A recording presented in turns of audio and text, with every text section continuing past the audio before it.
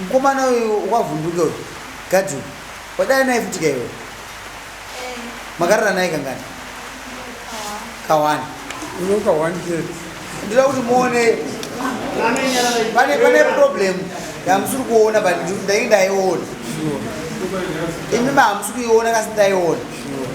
asi ndazoti mupeze mozobvunza tembo tarisai mwana wenyu wandikutaura naye asi ndatoona problem dhaa alright ko umwe wacho wawaidana naye wechitatu wandakaudzwa nemupurisa wangu anonzani anzani Masamba ndewechitatu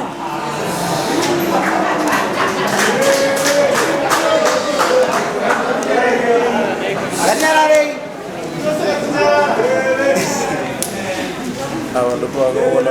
alright nyararei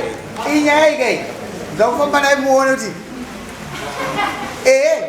uyu murume wearimo hake kasi ane mumwe futi wechi4 anonzani okupedzesera wechi4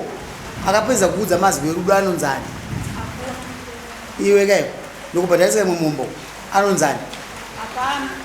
saka warara nemasamba akarara neyo kamwe chete ndizvozvo Gadhi akarara neyo kangani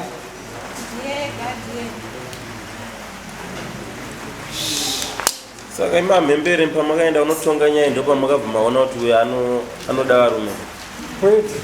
ava baba vari munyaya asi mafungira angu inini ndokuti amhembere pane munhu wawakaudza